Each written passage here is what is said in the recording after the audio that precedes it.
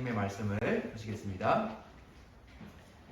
예, 하나님의 나라와 하나님의 뜻, 마태복음 6장 9절부터 15절의 말씀입니다. 예, 우리 함께 읽을 수 있도록 하겠습니다. 그러므로 너희는 이렇게 기도하라. 하늘에 계신 우리 아버지여, 이름이 거룩히 여김을 받으시오며 나라가 임하시오며 뜻이 하늘에서 이루어진 것 같이 땅에서도 이루어지이다.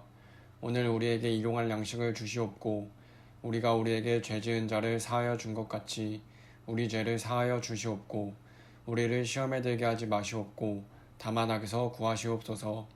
나라와 권세와 영광이 아버지께 영원히 있사옵나이다. 아멘. 너희가 사람의 잘못을 용서하면 너희 하늘 아버지께서도 너희 잘못을 용서하시려니와 너희가 사람의 잘못을 용서하지 아니하면 너희 아버지께서도 너희 잘못을 용서하지 아니하시리라. 아멘. 할렐루야. 네, 하나님의 은혜가 저와 여러분에게 함께 하시기를 바라겠습니다. 네. 좀 어저께 바로 성탄절이었기 때문에 여운이 좀 많이 남습니다. 그래서 성탄절에 대해서 조금 더 말씀드리고 시작하고자 합니다. 제가 사진 하나 준비했는데요. 네, 이거 보신 적 있으세요? 보신 적 없으시죠? 이 사진이 뭐냐면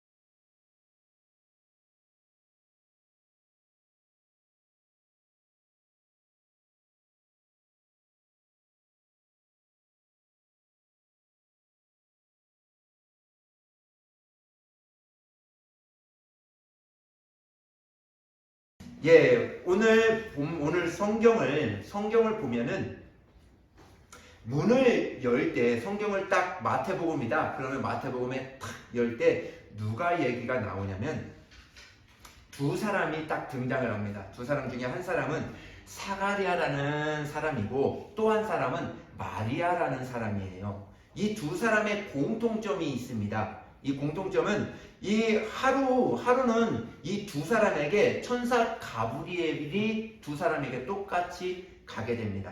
먼저 가게 되는 사람이 있는데 이 사가랴에게 가게 되는데 이 사가랴는 나이가 많아서 아이를 도무지 생산할 수 없는 할아버지예요. 할아버지인데 이 할아버지에게 약속을 한번 해주게 됩니다. 이 천사가 또는 남자를 모르는 이 마리아에게 이 천사가 가서 가브리엘이라는 이 천사가 가서 또 약속을 하는 너에게 아들이 있을 것이다 하고 약속을 하는 그 이야기가 나오게 됩니다. 사가랴라는 사람은 당시의 제사장이에요. 지금으로 말하면 목사님입니다. 그 아내는 엘리사벳이라고 하는데 이 두 사람은 함께 늙어가는 아주 할머니와 할아버지죠. 그들에게는 자식이 없었는데 사가랴가 제사를 집례할 때 천사가 방문합니다. 갑자기 천사가 오더니 황당한 것도 마찬가지 예배를 드리는데 제사를 드리는데 그 향단 옆에 가브리엘이라는 이 천사가 이런 말을 합니다. 내 아내 엘리사벳에게 아들이 있을 거야. 아들이 있는데 그 이름을 뭐라고 하라? 요한이라고 해라. 이렇게 천사 가브리엘이 사가랴에게 제사장 사가랴에게 이야기를 해줍니다. 그가 모태로부터 성령 충만하여 주님이 오실 길, 예수님이 오실 길을 예배할 거야. 이렇게 이야기를 해줍니다. 천사가 방문한 것도 황당한데 그가 전한 말이 더 황당합니다. 어떻게 사가랴와 엘리사벳이 그렇게 할머니와 할아버지인데 너에게 아들이 있을 거야. 그 이름을 요한이라 하라. 이렇게 가르쳐 줍니다. 나와 이 사가랴가 이야기합니다. 나와 아내가 이미 늙어서 더 이상 생산할 수 없습니다. 그러나 그 어떤 가능성도 없는데 증거를 나에게 보여주세요 하고 부정적인 안 될 거야 하는 그런 마음을 가지고 그 천사에게 이야기합니다. 결국 그 답은 이루어지긴 이루어지지만 사가랴는 10달 동안 말을 못하는 벙어리로 그 천사가 만들어주고 떠나게 됩니다. 그 10달 후에 요한이라는 아이가 그 갓난아이가 딱 태어나면서 이 아이를 누구라고 할까 했을 때 말을 못하잖아요.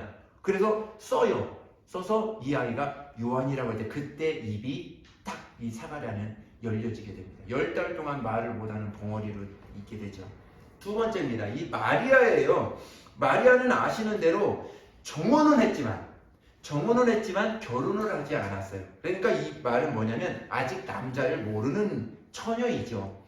마리아 역시 천사가 깜짝 방문해서 이렇게 이야기합니다. 보라, 내가 잉태하여 아들을 낳을 것인데 이름을 예수라 하라. 이렇게 이야기를 합니다. 마리아가 말합니다. 어떻게 하여야 이 일이 일어날 수 있겠습니까? 마리아는 의심하는 것이 아니라 어떻게 일어날 수 있느냐 이해를 지금 구하는 거예요. 천사가 이렇게 말합니다. 성령이 내게 임하고 지극히 높으신 하나님의 능력이 너를 덮을 것인데 대저 하나님의 말씀은 능치 못하심이 없을 거야 하고 이 마리아에게 이야기해 줍니다. 마리아는 그 말씀을 듣고 이렇게 이야기합니다. 주의 계집종입니다. 말씀대로 내게 이루어지기를 원합니다 하고 이야기를 하게 됩니다. 오늘 우리의 선택은 둘 중에 하나인 것 같아요. 내가 내 생각으로 도무지 이해가 안 되고 납득하기가 어려워서 그것을 정말 불신으로 나타냈던 이 사가랴라는 사람과 또 마리아처럼 그 말씀이 내가는 이해가 되진 않고 내 마음에 내 뜻과는 전혀 상관이 없는 그 일이 일어날지라도 그 말씀이 하나님의 말씀이라면 반드시 이루어질 거야. 내게 축복이 될 거야 하고 그 말씀을 의지하며 나아갔던 마리아라는 사람입니다. 이 두 사람을 오늘 잠깐 이야기를 나눈 것입니다. 우리는 하나님께서 언제나 최선을 준비하는데 우리는 꼭 어떻게 보면 이 두 가지 중에 꼭 차선을 좀 잘못된 그러한 부분들을 내 이해가 안 되면 하지 말아야지 하는 부분들을 선택할 때가 너무나 많지 않은가 이렇게 생각을 합니다. 믿음의 사람들은요 그렇습니다. 믿음의 사람들은 내 생각과 지금의 상황과 모든 것이 정말 잘 이루어지지 않고 내 마음대로 되지 않을지라도 하나님께서 분명히 이때에는 하나님께서 우리에게 뜻하신 바가 있을 거야 하는 마리아 같은 그런 믿음이 우리 저와 여러분들에게 있기를 간절히 소원합니다. 할렐루야. 예, 여러분 우리는 그리스도의 신부들입니다. 신랑은 우리 주 예수님이죠. 때로는 하나님은 신부가 입어야 되는 하얀 드레스를 입고 또 면사포도 쓰고 또 예쁜 하이힐도 신고 신랑에게 달려가고 싶은 달려가고 싶은데도 때로는 하나님이 우리에게 하이힐 대신 전투화를 시킬 때가 있어요. 또 면사포 대신 투구를 씌울 때가 있습니다. 또 무거운 드레스 대신 무거운 전투복을 입힐 때가 있습니다. 전쟁의 때는 바로 그렇다는 것이죠. 그리스도의 신부는 어떻게 보면 화려한 그러한 옷을 입을 때도 있지만 그렇게 전쟁에 나아가서 하나님을 위해서 싸울 수 있는 거룩한 군사로서의 부르심도 있다는 것이죠. 그런데 알고 보면 최고의 전신갑주, 최고의 그러한 군인으로서 나갈 수 있는 것은 하나님은 이렇게 이야기해요. 하얀 면사포를 입어야 된다. 이렇게 이야기를 하게 됩니다. 잘 이해가 되시지는 않을 겁니다. 신부가 가장 강력한 무기는 무엇일까? 여러분 어떻게 생각합니까? 신부의 가장 강력한 무기, 신랑과의 친밀함이죠. 그죠? 신랑과의 함께 있는 것이 신부의 가장 친밀한, 가장 좋은 것 아닙니까? 우리는 그리스도의 신부고 예수님이 그리스도의 신랑이기 때문에 그렇습니다. 예배는 신랑 되신 예수님과 함께하는 최고의 시간이죠. 오늘 예배가 드려지는 예배가 오늘 하늘 보좌에서 우리를 위해서 지금도 기도하고 계시고 우리를 위해서 지금도 함께 하시는 우리 주 예수님과 함께하는 시간이기 때문에 우리는 신부로서 귀한 시간이고 소중한 시간이라는 것입니다. 오늘 내가 사는 이유가 과연 무엇일까? 오늘 먹어야 되는 이유가 무엇이고 마셔야 되는 이유가 무엇이고 공부를 해야 되는 이유가 무엇일까? 사업을 하고 일을 해야 되는 이유가 과연 무엇일까? 그것은 한 가지입니다. 하나님을 영화롭게 하는 거예요. 자녀로서 아버지를 기쁘게 하는 것. 이것만큼 영화로운, 이것만큼 좋은 것이 없습니다. 우리는 하나님을 기쁘시게 하는, 정말 모든 어떠한 일을 할지라도 하나님을 기쁘시게 하는 그러한 마음으로 오늘의 삶을 산다면 오늘의 삶은 그렇게 힘든 삶이 되지는 않을 것입니다. 주님은 이렇게 말씀을 하셨어요. 하나님의 나라가 이 땅 가운데 임하기를 기도해라. 여기서 임한다는 말은 헬라어로는 조금 오시는 길을 얘기하는 거예요. 임한다, 오시는 길을 얘기하는데 왕권을 가지고 왕으로 오시는 그 길을 이야기를 하는 거예요. 그 길을 이야기를 할 때 어떻게 이야기한다고요? 하나님의 나라가 이 땅 가운데 임하는 것, 이것을 하나님의 왕권을 가지고 이 땅 가운데 오시는 것을 이야기를 하는 것입니다. 그래서 마태복음 16장을 한번 보시겠습니다. 우리 28절입니다. 읽겠습니다. 시작. 진실로 너희에게 이르노니 여기 서 있는 사람 중에 죽기 전에 인자가 그 왕권을 가지고 오는 것을 볼 자도 있느니라. 아멘. 네. 여기서 진실로 너희에게 이르노니 여기 서 있는 사람 중에 죽기 전에 인자가 왕권을 가지고 오는 것을 볼 자들도 있느니라. 이렇게 이야기합니다.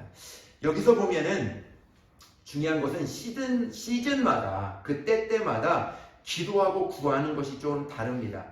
쉽게 이야기하자면 봄에는 꽃이 피어지고 또 씨를 뿌려야 되는 그러한 시기죠. 가을에는 어떻죠? 그 뿌린 씨가 꽃이 핀 그 열매들이 이제 거두어야 되는, 추수해야 되는 때가 바로 이 가을이라는 겁니다. 무릇 익어가는 것이죠. 우리가 코로나라는 어려운 시즌에 구해야 할 것이 바로 무엇일까? 그에 맞는, 그 시즌에 맞는 영성이 우리에게 필요하지 않을까? 거기에서 우리는 기도가 커야 한다는 것입니다. 뭐 큰 소리로 기도해, 그것이 아니라 기도가, 우리가 이러한 삶을 위해서 기도했다면 이제는 하나님의 영광을 위해서 우리가 기도해야 되지 않을까, 이렇게 보게 되었습니다. 우리가 어렸을 때에는 자기 욕심, 아빠 나 이것 좀 해주세요, 엄마 나 이것 좀 해주세요, 나 이거 젤리 먹고 싶어요, 나 라면 먹고 싶어요, 자기의 요구만 다 들어달라고 합니다. 그런데 철이 들고 시집가고 장가가고 가정을 이루고 이렇게 하면은 어떻죠? 이제 부모님을 생각하죠. 부모님을 생각해서 부모님이 좋아하시는 게 무엇일까? 반대로 생각을 하게 되죠. 이것이 바로 우리가 오늘 구해야 되는 것이 아닌가. 오늘 이제까지 나를 위해서 나 하나님 나 이것 좀 도와주세요. 하나님 나 이거 건강 좀 해주시고 너 이것 좀 뭐 많은 것 좀 이렇게 해주세요. 이렇게 구했다면 이제 오늘은 이제 하나님을 위해서 하나님이 기뻐하시는 것은 과연 무엇일까? 한 번 정도는 한번 생각해 보았으면 좋겠다 하는 것입니다. 하나님은 그런데도 하나님은 우리에게 최고의 선물을 받으셔서 대가로 주시는 것이 아니라 받으셔서 기뻐서 더 큰 것을 저와 여러분들에게 주시는 분이 바로 우리 하나님이시죠. 그래서 예수님이 전했던 복음의 핵심은 바로 이것입니다. 몇 절을 같이 볼 텐데요. 같이 한번 읽겠습니다. 우리 누가복음 4장 46절입니다. 시작. 예수께서 이르시되 내가 다른 동네들에서도 하나님의 나라 복음을 전하여야 하리니 나는 이 일을 위해 보내심을 받았노라 하시고.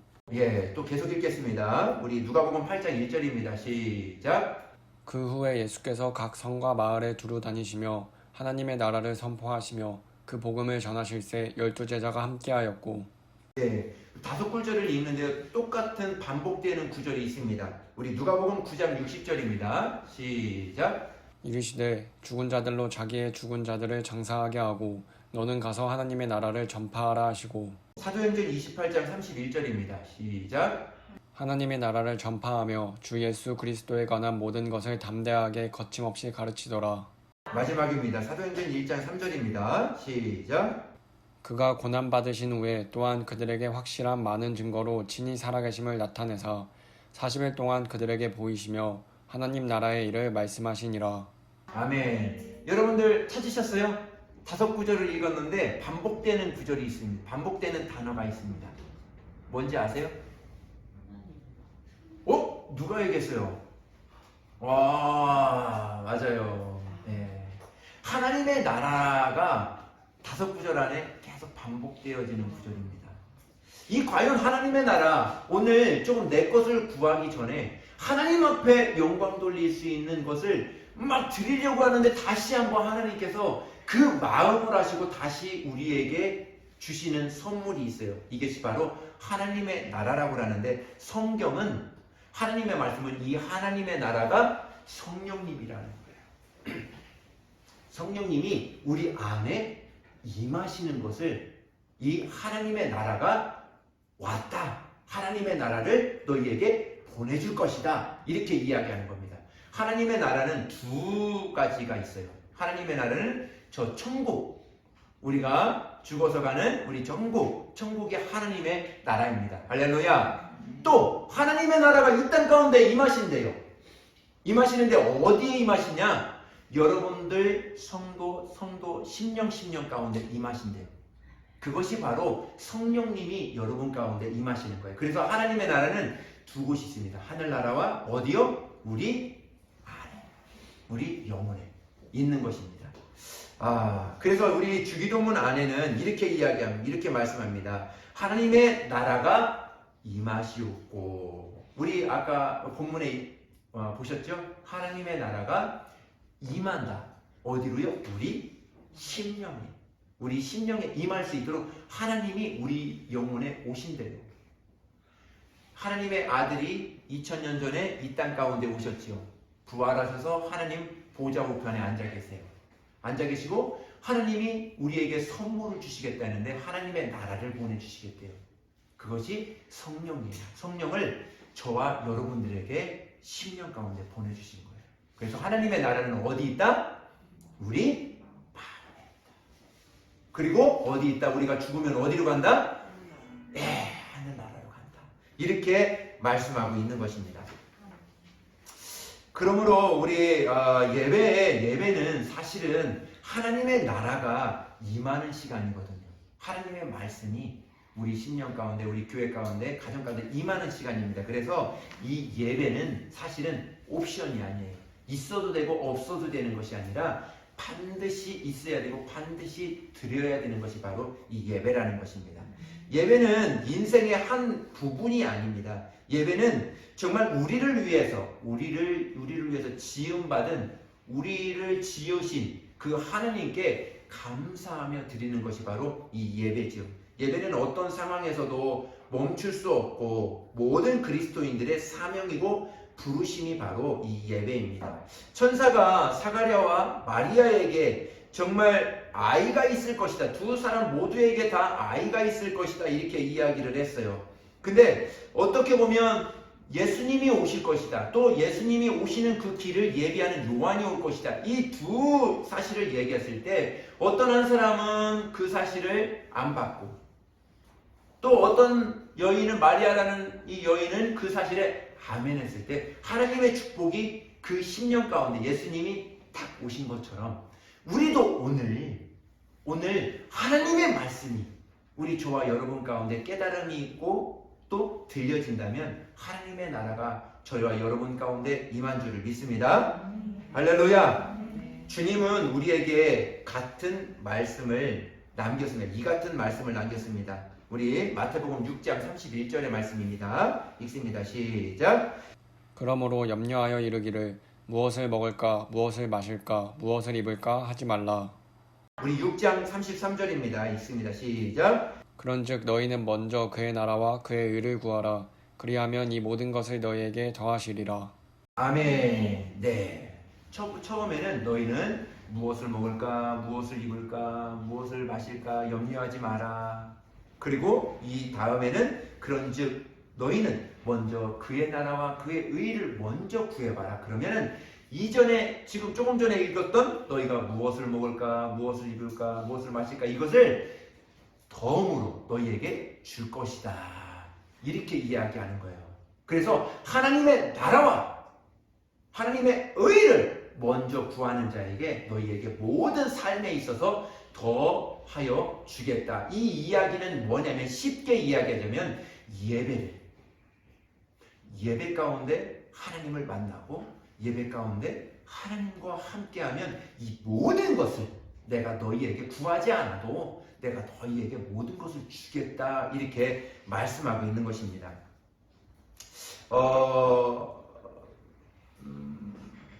네, 힘으로 능으로 행복해질 수는 없습니다.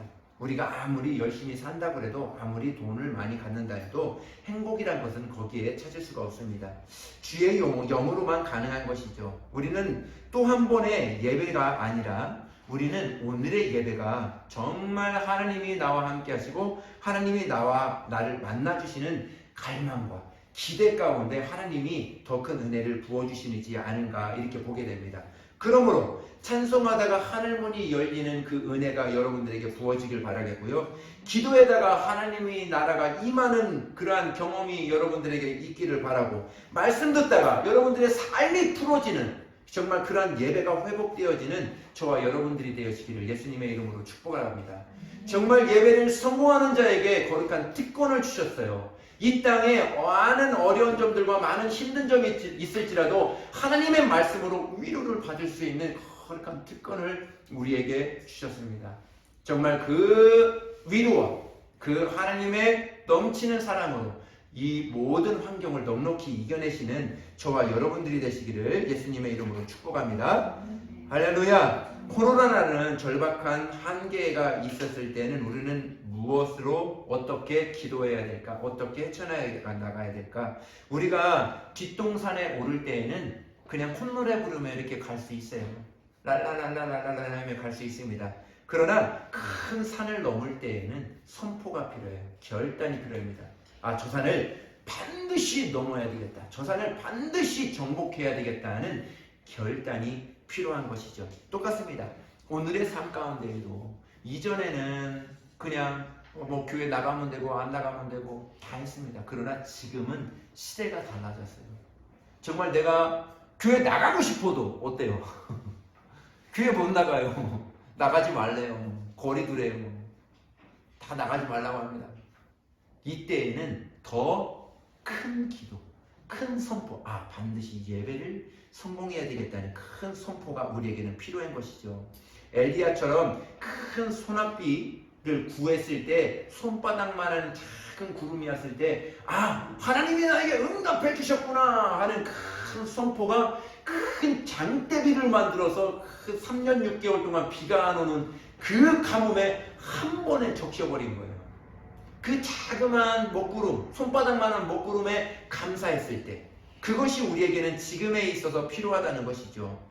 정말 자기를 죽이려고 두 눈을 시퍼렇게 뜨고 있는 그러한 사람들 앞에서도 하루에 3번씩 금식하며 하루에 3번씩 하나님 앞에 기도했던 다니엘도 그 기도가 다니엘이 사자굴 속에 들어갔을 때에도 사자의 입을 막고 큰 풀무불에 들어갔을 때에도 그 풀무불에서도 정말 하나님께서 그를 구해 주시고 했던 그러한 기도의 용사가 바로 다니엘이었어요. 에스더는 어떻습니까? 죽으면 죽으리라고 왕 앞에 나아가서 우리 민족을 살려주세요 하고 기도했을 때 그 기도가 그 민족을 살려낸 거죠. 이 3가지의 공통점은 하나님 앞에 그 절박함에서도 하나님 앞에 선포하며 나갔던 거예요. 하나님 앞에 정말 나는 이렇게 살겠습니다 하고 하나님 앞에 결단하며 나아갔던 거예요. 그러니까 우리는 어려움이 있을 때 움츠려들지 말자는 거예요. 움츠려드는 것이 아니라 하나님이 이 모든 것을 하나님이 허락해 주셨다면 반드시 이 어려운 중에도 하나님께서 우리를 옳은 길로, 복된 길로 반드시 인도해 주실 거다는 것을 우리는 믿어야 된다는 것입니다. 이것이 우리의 믿는 자와 믿지 않는 사람들의 다른 점이 아닌가 이렇게 보게 됩니다. 그 사람이 기도하고 움직이면 하나님의 나라가 움직이는 사람들, 그 사람이 소리치면, 정말 그 사람이 선포하면 정말 하늘 문이 열리는 사람들, 그 사람이 손을 잡고 정말 함께 손을 잡아주면 정말 뭔가 모르게 행복과 기쁨이 쏟아지는 그러한 사람들. 어떤 사람은 한 사람이 손가락 까딱만 했을지라도 모든 일들이 정말 한순간에 이루어지는 사람들, 그 사람들을 오늘 하나님이 만나고자 하시는 것이 아닌가. 하나님의 나라가 임한 사람들, 그 사람들을 오늘 하나님이 찾고 싶은 것이 아닌가 이렇게 보게 됩니다. 부흥은 숫자가 아닙니다. 감정도 흥분도 아닙니다. 하나님의 나라가 임하는 것을 바로 부흥이라고 이렇게 하는 것입니다. 2000년 전에 예수님이 이 땅에 오셨을 때 정말 세상에 부흥을 감지한 그런 사람들이 있습니다. 하나님을 모르는 점술가들과 그런 사람들은 별을 따라서 예수님이 오실 거다는 것을 따라서 거기 가서 하나님을 경배했어요. 예수님이 오심을 경배했습니다. 마귀도 똑같습니다. 마귀도 헤롯이라는 사람을 통해서 정말 충동해서 장자들을 모두 다 죽이라고 이 마귀는 헤롯을 통해서 이야기를 했습니다. 그런데 부흥을 전혀 감지를 못하는 사람들이 누구냐면 종교자들이었어요. 종교 지도자들이었습니다. 바리새인, 사두개인, 서기관, 제사장. 이들은 하나님 앞에 매일과 같이 예배드리고 매일과 같이 하나님 앞에 기도했던 사람들이에요. 그런데 희한하게 하나님을 전혀 모르는 이 헤롯은 하나님의 부흥이 올 것을 감지했어요. 또 정말 전혀 모르는 이방 믿지 않는 사람들은 예수님이 하나님의 아들이 오실 것을, 하나님의 나라가 임할 것을 감지했어요.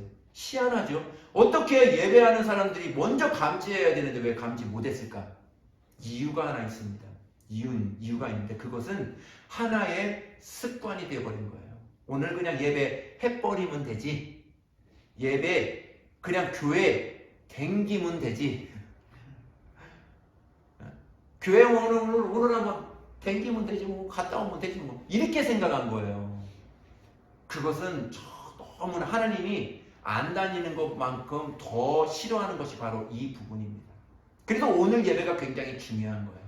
한 번의 예배를 드릴지라도 그 예배 가운데 하나님이 오늘 나를 축복해 주시고 그 예배 가운데 하나님께서 나와 함께 하신다는 그 거룩한 기대와 소망을 가지고 끝날 때에는 나 이렇게 살겠습니다. 하나님, 코로나가 이렇게 있는데 예배만큼은 내가 어디에 있을지라도 하나님이 나와 함께 하신다는 것을 내 마음에 꼭 간직하겠습니다 하는 그런 결단을 가지고 나아갈 때 하나님이 여러분들 어디에 있든지 무슨 일을 하는지 꼭 지켜주시고 보호해 주신다는 거예요. 할렐루야. 저는 그렇게 믿습니다. 정말 하나님 기도하는 우리 교회를 통해서 다시 부흥의 파도를 일으킬 것입니다. 할렐루야. 제가 연초에 하박국과 요나서를 강해를 했어요. 그 두 가지의 공통점은 하나님이 파도를 밟고 오신대요. 파도를 밟고 부흥할 수 있는 파도를 밟고 오신다는 것을 저와 여러분들에게 전한 적이 있습니다. 그럴 때 이 하박국은 그렇습니다. 이 수년 내에 부흥을 일으켜주세요. 숫자적인 부흥을 이야기하는 것이 아닙니다. 하나님의 나라가 저와 여러분 가운데 10년 가운데 임하는 것을 이야기하는 거예요. 그래서 저번 주인가요? 우리 제목이 뭐죠? 주의 제목이 더 뜨거운 예배. 더 깊은 예배. 더 뜨거운 기도. 할렐루야. 우리 그게 일어나야 돼요. 그래야 정말 이 시대에 걸맞은 예배가 회복되어지고 부흥이 일어나는 것입니다. 정말 우리 마지막으로 우리 결론을 맺도록 하겠습니다. 여러분, 하나님의 나라가 임하기를 기도해야 됩니다. 하나님의 뜻이 여러분과 여러분들 삶 가운데 풀어지기를 기도해야 됩니다. 중요한 것이 있습니다. 나의 미움과 증오를 버려야 됩니다. 할렐루야. 네, 이웃의 담을 허무셔야 됩니다. 내가 쓴뿌리들을 다 오늘 마지막이잖아요. 올 한 해에 있었던 모든 정말 얽혀져 있는 것 다 내려놔야 됩니다. 내년까지 다음 주까지 가져가면 안 돼. 다음 주는 우리 2022년도예요. 여기서 그냥 딱 마무리를 줘야 됩니다. 할렐루야. 네, 하나님의 나라가 내 삶 가운데 임할 때 하나님의 뜻이 내 삶 가운데 내 이러한 일들 가운데 다 풀어지게 되는 것입니다. 그래서 우리는 하나님 앞에 이렇게 기도해야 됩니다. 하나님의 나라가 내게 임하시옵소서 하면 그 말씀 가운데 무엇이 떠나가냐면 원망, 불평, 교만이 다 떠나갑니다. 무엇이 떠나간다고요? 원망, 불평, 교만. 쉽게 간단하게 하면 원불교. 확 떠나가는 것입니다. 할렐루야. 두 번째입니다. 하나님의 뜻이 내게 풀어지기를 기대합니다. 풀어지기를 내가 결단합니다. 했을 때 무엇이 오냐면 평안, 기쁨, 감사가 오는 거예요. 무엇이 온다고요? 평안, 기쁨, 감사. 예. 또 한 가지 마지막에 있습니다. 용서할 힘을 주세요. 내 힘으로는 안 됩니다. 인간의 힘으로는 안 됩니다. 저도 그래요. 저도 막 속상할 때가 있죠. 그거 어떻게 내가 힘으로 안 되더라고요. 그때는 하나님 앞에 납작 엎드립니다. 그냥 확 엎드려서 그냥 가만히 있을 때도 있고 그냥 하나님 앞에 기도. 하나님, 나에게 힘을 주세요. 용서할 수 있는 힘을 주시고 은혜를 베풀 수 있는 힘을 주세요. 올 한 해 매듭 지은 것이 있다면 매듭을 다 풀어버리고 하나님 앞에 온전한 마무리를, 그리고 내년을 다시 시작하고 다시 기쁨으로 더 큰 은혜를 부어주실 것을 기대하고 소망하고 감사하며 나아가게 도와주세요 하고 오늘의 삶을 이렇게 살았다면 하나님이 내년에도 올해보다도 더 큰 은혜를 부어주실 줄 믿습니다. 더 큰 축복이 우리 가정과 우리 삶 가운데 있을 것입니다. 할렐루야. 기도하겠습니다.